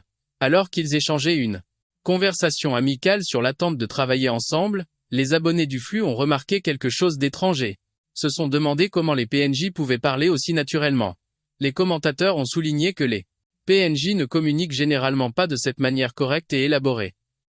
Chaeon se demandait quelles étaient les options disponibles. Alors qu'elle était choquée parce que le personnage de Lujin qu'elle avait rencontré était complètement différent de ce qu'elle voit. Maintenant, Cha réalisa la vérité choquante, c'est une technologie d'IA, entièrement réactive. Ce type d'IA a été défini comme étant capable de répondre complètement à toute situation, demandée de communiquer librement. Contrairement aux PNJ traditionnels, il a souligné que cette technologie consomme des ressources massives et était considérée comme impossible à appliquer dans les jeux en ligne, se demandant s'ils avaient résolu le problème des ressources. Cha était en désaccord avec l'opinion de Nayeon, croyant qu'il s'agissait d'un œuf de Pâques caché et qu'autrement il n'aurait pas été caché comme ça, suggérant l'existence de conditions pour l'activer. Il a supposé que la condition minimale est de commencer avec un ratio d'amélioration nul dès le début, ce qui est la principale différence entre un joueur normal et un joueur qui paie pour gagner. Néon a conclu le flux confirmant que les forums exploseraient avec des discussions. Et Cha a exprimé son enthousiasme et son anticipation extrême pour l'annonce officielle de l'entreprise au point qu'il ne pourrait pas dormir dans la salle de diffusion. Néon a souligné qu'une personne profondément intéressée par l'histoire du jeu trouverait certainement la situation intéressante, faisant allusion à la possibilité d'inviter un grand invité à l'avenir. Puis elle s'est adressée au commentateur Cha, annonçant avec regret que la progression de l'histoire convenue pour aujourd'hui se termine ici, invitant le public à anticiper le prochain flux pour la terminer, et annonçant la transition maintenant vers le contenu PVP au milieu des objections du public. Est apparu dans la salle de préparation au combat, tout en remarquant que le spectateur anonyme 62 n'était pas encore apparu. Plus tôt, il a demandé à Néon de l'informer immédiatement, si ce spectateur envoyait un don ou un commentaire, confirmant qu'il ne se souciait pas autant de la situation actuelle que de cela. Alors, elle a accepté, et il a décidé de terminer le flux étant donné qu'il n'y avait aucun contact de sa part. Il a envoyé un message indiquant qu'il était prêt. Alors, elle a annoncé la poursuite avec le segment PVP. Chan a noté que c'est la première fois que le joueur pirate subit un match officiel où le départ se fera à partir de la ligue normale. Le système de classement dans un verse planète composé de 8 rangs a été examiné où il faut gagner 10 matchs dans la ligue normale pour atteindre le rang de bronze. Cha a expliqué que les joueurs professionnels ont besoin en moyenne de 30 minutes pour y parvenir, tandis que les joueurs normaux mettent 2 SE, ce qui frustre les abonnés quant à leur niveau de jeu. Soudain, un nouveau message de mission est apparu demandant à Ouen d'atteindre le rang de bronze en 30 en minutes, en échange d'une récompense financière de 5,00000 wands. Suscitant l'étonnement de Néon. Néon a envoyé un message à sa collègue, décrivant la mission comme incroyable, et se demandant s'il pouvait gagner 10 matchs en une demi-heure, tandis que les abonnés se demandaient si accepter le défi était de la confiance ou de l'arrogance, exigeant de la hâte.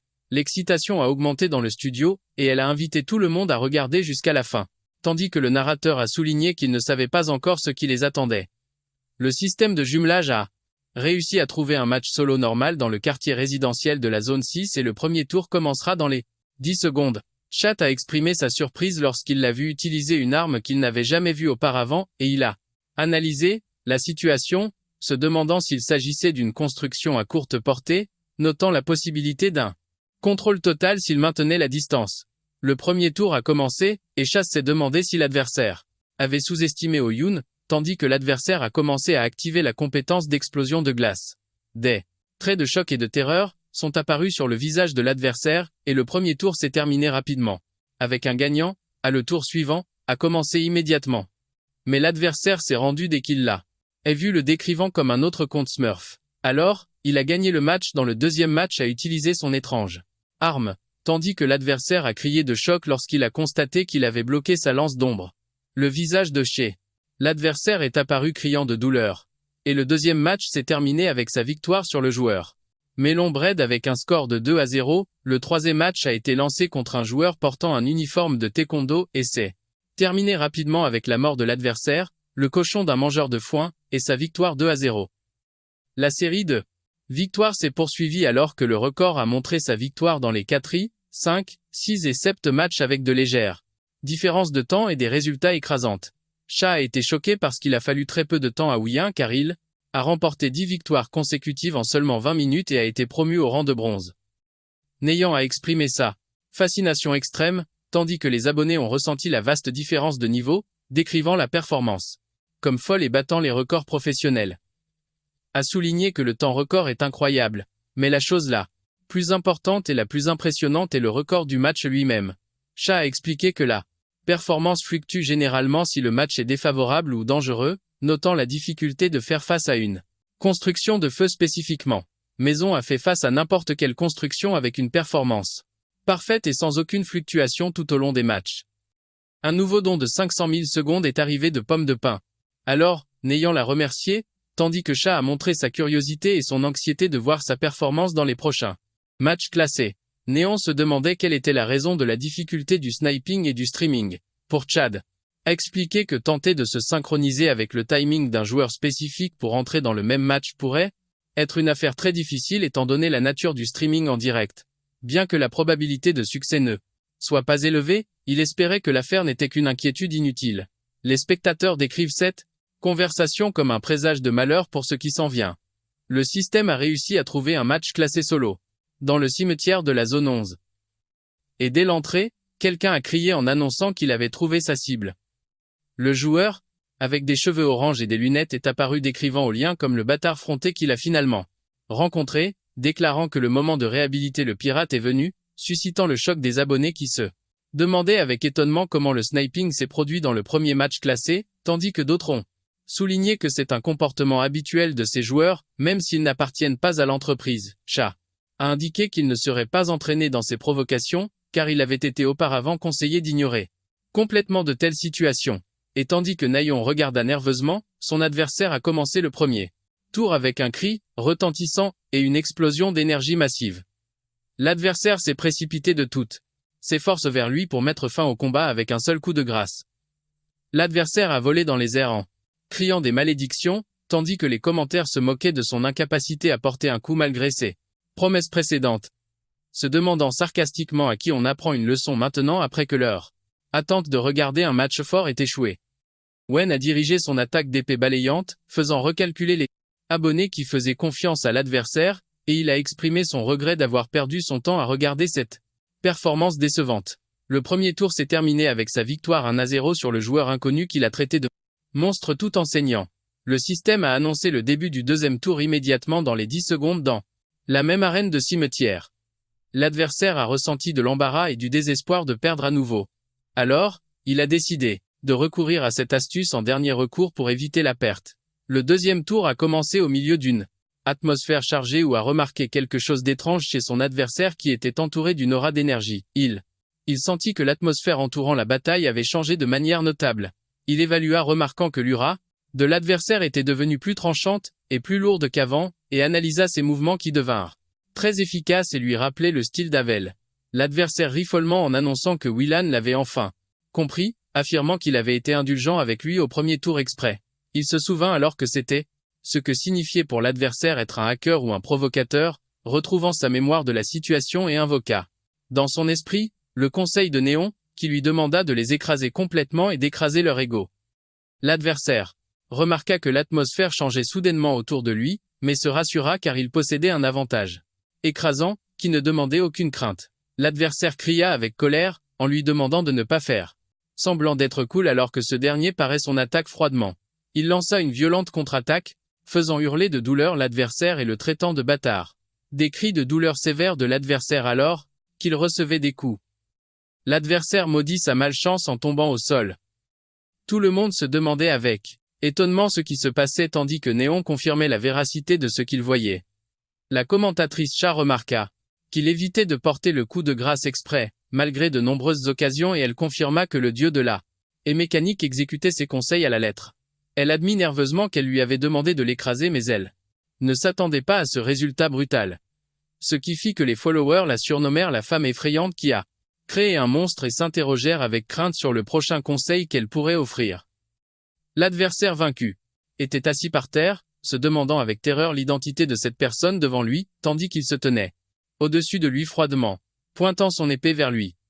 Il lève son épée en adressant son discours à son adversaire, terrifié, annonçant qu'il rendra ces mots qu'il a dit plus tôt, puis à l'épée pour y mettre fin.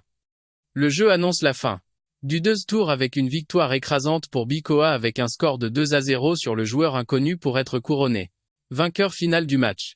Après cela, il continua sa série de victoires avec un élan imparable remportant victoire après victoire dans les matchs normaux et les duels brisant la barrière des 30 victoires consécutives en un temps record. Dans le studio de commentaires, Nayon était stupéfaite de le voir atteindre déjà le rang tout en exprimant son choc de le voir atteindre un record de 30 victoires consécutives lors de son premier stream, ce qui fit retenir leur souffle aux followers, se demandant si c'est ce qu'on appelle du smurfing et ce qu'il mangeait pour devenir aussi fort. Les followers dans le chat lui demandèrent instamment de leur enseigner la configuration de son personnage. Alors, elle hésita au début car la plupart des joueurs hésitent à révéler leur secret mais elle décida de le lui demander. Elle lui envoya un message timidement lui demandant la possibilité de révéler la configuration tout en soulignant sa liberté de refuser. Mais il accepta en disant simplement pourquoi pas. Déclenchant son étonnement et sa joie, elle annonça aux spectateurs que le dieu de la mécanique révélerait sa configuration et qu'elle l'organiserait et la publierait sur le forum de la communauté après le stream, déclenchant une vague d'étonnement parmi les followers, qui ne croyaient pas qu'un joueur avec cette confiance révélerait ses secrets sensibles. Le temps pressant, elle et Cha dirent au revoir aux spectateurs avec une révérence de remerciement, annonçant la fin du long. Après que les caméras se soient éteintes, Cha décrivit ce qui s'était passé comme de la folie, pointant vers que l'IA entièrement adaptative, la série de victoires et la révélation de la configuration, prédisant que les forums de la communauté s'enflammeraient en parlant d'eux. Elle demanda au commentateur Chassel était le record actuel du plus grand nombre de victoires consécutives. Alors, il lui expliqua que le record était détenu par le joueur Butler avec 66 victoires obtenues lors de la montée de niveau de son compte alternatif. Elle souhaita que Wayun puisse battre ce record confirmant sa confiance qu'il en est capable. Cha nota que Butler est connu pour son extrême compétitivité, et pourrait avoir déjà commencé à regarder le dieu de la mécanique. Entre-temps, un post se répandit sur la communauté du temps inversé révélant la vérité sur le joueur qui avait essayé de sniper Wii1, expliquant qu'il avait été banni définitivement pour avoir utilisé des programmes non autorisés. Aux commentaires se moquaient de l'ironie où le sniper prétendait donner une leçon au hacker alors qu'il était le vrai tricheur et soulignèrent avec étonnement qu'il avait réussi à l'écraser même en sachant qu'il utilisait un hack, prouvant ses super compétences. Les utilisateurs comment qu'il possède un A physique, une compétence naturelle lui permettant de vaincre les tricheurs et que même Butler n'aurait pas été capable de faire cela. Ailleurs, le joueur professionnel Butler regardait ce qui se passait via son écran, et commenta en disant « C'est intéressant ». Quelques jours passèrent. Et le deuxième stream commença où Wen se tenait dans une forêt réalisant que le spectateur anonyme 62 n'était pas apparu dans le stream précédent et se demanda s'il manquait encore quelque chose. Lugin apparut à nouveau. Alors, les commentaires explosèrent, louant sa beauté et son IA avancée, la décrivant comme méritant d'être parmi les 3 PNJ les plus populaires. Eugène lui demanda s'il était nerveux à propos de sa première mission sur le terrain. Alors il répondit brièvement. Il allait bien. Une nouvelle fenêtre de mission apparut lui demandant de porter la combinaison de combat et de se diriger vers l'endroit spécifié. Alors, il pensa qu'un agent stagiaire obtenant une mission sur le terrain immédiatement est une bonne chose, car cela lui évite l'entraînement grâce au fait d'être à l'intérieur d'un jeu. Il demanda la nature de la mission. Alors, expliqua qu'ils doivent exterminer complètement les entités envahissantes à l'intérieur du monde inversé et scellerer l'endroit, notant des rapports de potentiel déchaînement par ces entités. Ils arrivèrent à une usine abandonnée, où il remarqua que c'était un autre site. Abandonné par les corporations, et Eugène confirma qu'il quitte ces endroits, implicitement car les entités sont parfois utiles. Elle soupira de tristesse en disant que les corporations suscitent le chaos puis se mettre de côté lorsque le profit est absent. Ce qu'il approuva en réalisant que les actions des corporations sont similaires dans les deux mondes. Elle expliqua que les entités envahissantes cette fois sont de type insecte, de petite taille, et de faible danger. Mais leur grand nombre rend leur traitement ennuyeux. Le sergent Park Jae-hoon les reçut à la porte, effectuant un salut militaire demandant s'ils étaient éveillés affiliés au bureau de la direction. Eugène confirma cela et le remercia pour son dur lore. Alors il les autorisa à entrer. Une fois qu'ils sont entrés, vit une énorme porte, néon au milieu de l'usine abandonnée, et commenta que c'était la première fois qu'il voyait une porte apparaître dans un endroit comme celui-ci. Il fixa la porte intensément, remarquant qu'elle lui semblait familière. Il se souvint avoir vu cet endroit dans le monde infernal aussi, mais il était sûr que la porte là-bas était de taille moyenne, pas petite comme elle apparaît maintenant. Et alors qu'il était sur le point d'entrer, il se demanda s'il y avait quelque chose qui n'allait pas. Alors, un autre personnage apparut se moquant avec la phrase « Oh mon Dieu, regardez qui est là !» Choi Young-cheol, l'éveillé affilié à Gumshin Electronics, apparaît demandant avec un sourire sarcastique la raison de la présence de l'agent senior Lee Hyojin dans un site d'extermination à petite échelle comme celui-ci. Il s'approche d'eux, affirmant sa surprise de voir son site de mission chevaucher le sien. Hyojin remet en question son discours, soulignant qu'ils ont abandonné ce site précédemment et affirme maintenant que c'est une mission, l'accusant de planifier quelque chose, mais il se la affirmant que cette accusation blesse. Sentiment. Il se tourne vers Rouen, demandant si c'est un employé débutant qui a rejoint le bureau récemment et lui adresse son discours, suggérant qu'il rejoigne une corporation, au lieu de souffrir inutilement dans le bureau de tête. La direction. Hyojin intervient brusquement l'avertissant de ne pas franchir les limites plus loin. Choi lève la main se rendant faiblement lui disant qu'il lui concédera ce monde inversé pour qu'elle s'en occupe. Il quitte l'endroit leur souhaitant bonne chance dans leur mission. Wei-Yin demande l'identité de cette personne. Alors, Hyojin lui dit tout en se sentant faible en sucre dans le sang qu'il était le premier agent stagiaire dont elle s'est occupée. Elle explique qu'après avoir été débauché par une corporation et être parti, il a commencé à répandre des rumeurs malveillantes sur le bureau de la direction. Puis elle lui offre des bonbons. Les commentateurs interagissent avec cette scène avec étonnement, notant que c'est la première fois que les détails de la relation entre Lojin et Choi Jung-gol sont révélés aussi clairement car l'affaire était généralement sautée. Chaque commande que il y a entièrement adaptative offre une histoire plus large suggérant la probabilité d'histoires cachées existant dans la société de la planète Terre. Yogan suggère d'arrêter les discussions sombres et d'entrer. Alors est d'accord avec elle. Une fois qu'ils ont traversé la porte et ont disparu, Choi apparaît, regardant leur entrée et commentant qu'ils sont entrés, puis se demande avec un sourire malicieux s'ils devraient commencer l'opération maintenant. Après 20 minutes, la scène se déplace à l'intérieur du monde inversé. Wan apparaît s'essuyant la bouche avec sa main et se tenant au-dessus des restes d'une bataille. Il se souvient du moment où ils se sont tenus devant le couloir menant au monde inversé avant d'entrer, où il remarqua alors que l'endroit était exactement identique au monde de l'autre. Un côté. Soudain, Hyojin détecta un problème et appela le rookie bruyamment et cria l'avertissant de faire attention alors qu'elle était repoussée par une force mystérieuse. Il se retrouva seul dans la forêt, regardant autour de lui, se demandant s'il avait été séparé d'elle. Il considéra l'effondrement du couloir dû à des chocs externes comme un événement courant et décida de s'occuper d'abord des araignées qui commencèrent à apparaître avant de la chercher.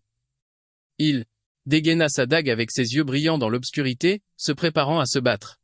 Ailleurs, Hyojin déclencha la compétence de propagation du tonnerre pour abattre les ennemis l'entourant. Mais elle remarqua avec agacement que les monstres continuaient d'affluer sans cesse, peu importe combien elle en tuait. Et elle réalisa que la taille de Toimanda, la forêt semble plus proche d'un monde inversé à moyenne échelle, pas petit comme on leur avait dit. Elle soupira, avec suspicion se confirmant qu'il se passe quelque chose de louche. Elle espéra que le rookie allait bien tandis que Choi apparut derrière elle attaquant avec une lance de feu. Elle se tourna sous le choc en criant quoi ? Voyant l'attaque perfide venir vers elle, Choi sarcastiquement, déclenchant son choc alors qu'elle s'interroge avec étonnement sur la raison de sa présence dans cet endroit. Et tandis que son bras s'enflamme de feu, il lui répond avec un sourire rusé, suggérant de considérer l'affaire comme une simple mission secrète.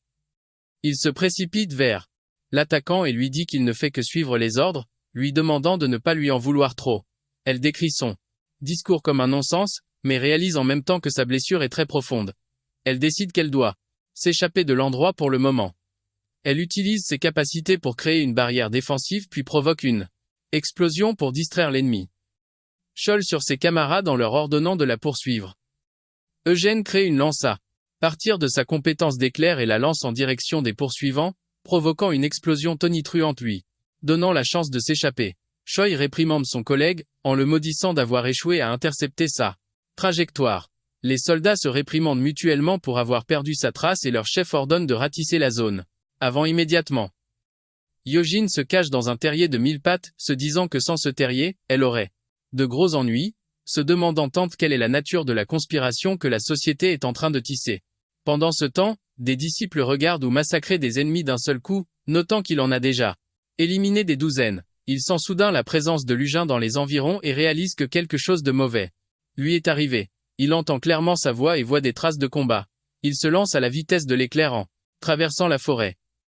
Il trouve un énorme insecte 1000 pattes enroulé autour de l'impuissante Yuge. Alors que les disciples dans le chat se demandent pourquoi elle a perdu face à de simples insectes, et comment il connaissait son emplacement avec une telle précision. Il bondit avec son arme en coupant le monstre. Il tient Eugene alors qu'elle gémit de douleur. Il atterrit avec elle sur le sol en s'enquérant de son état. Alors elle le reconnaît avec difficulté. Il analyse la situation réalisant que quelqu'un de son habileté ne peut pas être vaincu par des insectes comme ceux-ci, et conclut que ses blessures sont le résultat d'une capacité spéciale. Il se confirme que l'éveillé capable de faire cela dans ces circonstances n'est qu'une seule personne. Il lui demande directement si l'auteur est Choi Young Chaol. Alors elle répond par l'affirmative. Il réalise que Choi les a suivis à l'intérieur immédiatement après leur traversée. Dans le studio, Néon et le commentateur chat montrent leur extrême surprise en expliquant que Choi tend généralement son embuscade beaucoup plus tard dans le scénario lié à la société, et que ce qui se passe est désormais étrange et suspect. Il se demande si cette transformation est le fruit de son pouvoir entièrement adaptatif, ce qui tisse une intrigue cachée et passionnante. Le plan se resserre sur Eugene, qui lui confie qu'elle a tout juste réussi à capacité révélera sa position. Il lui demande de se cacher un instant jusqu'à ce qu'il soigne ses blessures et aille s'occuper de l'affaire, suggérant qu'elle s'échappe d'abord. Elle rejette fortement sa suggestion d'affronter Choyel, expliquant anxieusement qu'il est un vétéran éveillé et qu'un novice comme lui ne peut pas s'en occuper, mais il la rassure calmement, en disant que tout ira bien.